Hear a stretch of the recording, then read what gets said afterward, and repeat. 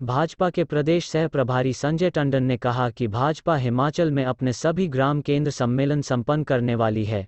इसमें भाजपा के राष्ट्रीय उपाध्यक्ष सौदान सिंह, प्रभारी अविनाश राय खन्ना, अध्यक्ष सुरेश कश्यप और संगठन महामंत्री पवन राणा ने बढ़ चढ़कर हिस्सा लिया। उन्होंने कहा कि भाजपा के पास 2069 ग्राम केंद्र प्रमुख हैं जो बूथ स्तर पर लगभग 500 लोगों का नेतृत्व करते हैं और इस प्रकार बूथ पर 1 लाख से अधिक सक्रिय कार्यकर्ता हैं। ये सभी कार्यकर्ता आगामी विधानसभा चुनाव में सरकार बनाने के लिए कटिबद्ध हैं। कांग्रेस पर हमला बोलते हुए उन्होंने कहा कि भाजपा पन्ना समिति पर काम करती है और कांग्रेस प्रदेश अध्यक्ष समिति पर काम कर रही है। कांग्रेस ने एक अध्यक्ष और 4 कार्यकारी अध्यक्ष बनाए हैं जो इस कथन को साबित करते हैं। उन्होंने कहा कि कांग्रेस अपना राष्ट्रीय अध्यक्ष बनाने का फैसला नहीं ले सकती, वे यह राज्य कैसे चला सकते हैं। उन्होंने कहा कि जब इंदिरा गांधी प्रधानमंत्री थीं, तो उन्होंने गरीबी हटाओ का नारा दिया लेकिन उनके लिए कुछ नहीं किया। यह प्रधानमंत्री नरेंद्र मोदी ही थे जिन्होंने गरीबों के उत्थान के लिए काम किया है। ऐसा लगता है कि कांग्रेस रिमोट कंट्रोल से चल रही है क्योंकि वर्तमान कांग्रेस कार्यसमिति इस बात का आदर्श उदाहरण है। ऐसा लगता है कि प्रतिभा सिंह कांग्रेस की डमी अध्यक्ष हैं। पंजाब दस्तक के लिए सुरेंद्र राणा की रिपोर्ट। 2069 हमारे ग्राम केंद्र हैं जो हमारे 7700 के करीब जो बूथ हैं उनके सब लोग ये इंचार्ज हैं। तो एक ग्राम केंद्र प्रमुख हमारा लगभग 500 से 600 कार्यकर्ता जो उनके साथ रजिस्टर्ड हैं वो उनकी कार्यप्रणाली को देखने के लिए वो ग्राम केंद्र प्रमुख है।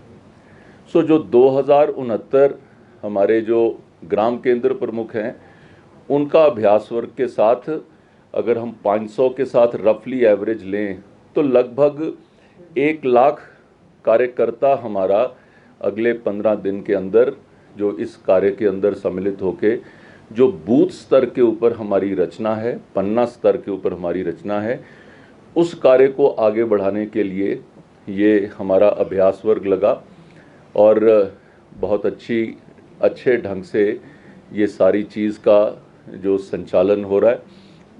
और मेरा मानना है कि जो हमारे जो ग्राम केंद्र प्रमुख हैं वो 500 की टीम को लीड करने वाला एक व्यक्ति है और लगभग हमारी 90 to 95% हमारी उसके अंदर अटेंडेंस भी रही है।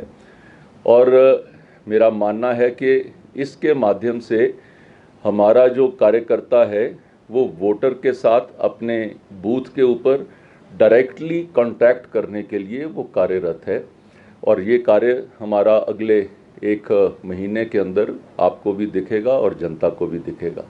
इस कार्य के लिए हम सब लोग लगे हुए हैं।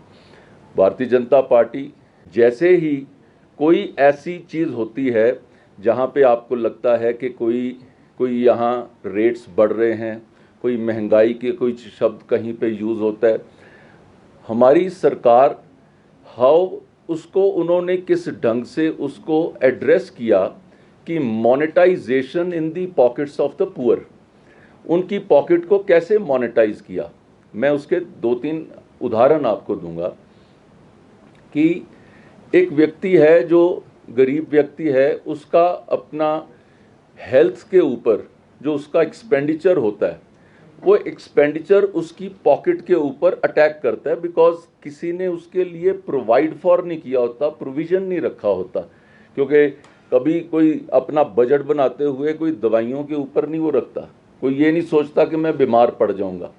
लेकिन हमारी सरकार ने आयुष्मान भारत के माध्यम से एक जो लेवल के नीचे लोग थे जिनकी जो इनकम के क्राइटेरिया पे, उनकी पॉकेट को मोनेटाइज करने के लिए परिवार को 5 लाख रुपए का उनको बीमा साथ में दिया और जिसको कहा जाता है कैश फ्री के तौर के ऊपर उनका किसी भी अस्पताल के अंदर उनको अगर अपना उन्होंने इलाज कराना है तो वो वहाँ पे हुआ।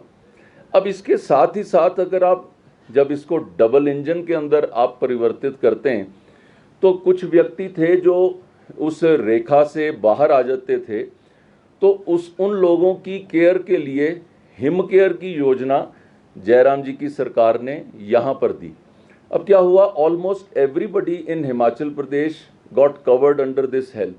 इशू। सो आपने देखा होगा कि खास तौर के ऊपर ये कोरोना काल में जब the pocket of common man was hit by this expenditure, उनकी जेब को मोनेटाइज कैसे किया, ये एक उसका जीता जागता उदाहरण है। दूसरे कुछ उदाहरण इसके साथ हैं, जैसे प्रधानमंत्री अन्न योजना में आपने ज़रूर स्टडी किया होगा। 5 किलो अनाज वो सब व्यक्तियों के घर तक, 80 करोड़ लोगों तक ये हमारा जो अन्न योजना के माध्यम से 5 किलो अनाज पहुंचा। ये किन लोगों तक पहुंचा कि जिसके ऊपर इस चीज़ का असर सबसे ज़्यादा हुआ। हमने कोशिश करी कि इसकी जेब के ऊपर असर ज़्यादा है तो इसको यहाँ पे मोनेटाइज किया जाए, इसको अन्न के माध्यम से इसको किया जाए। तीसरा उदाहरण इसके साथ किसान सम्मान निधि।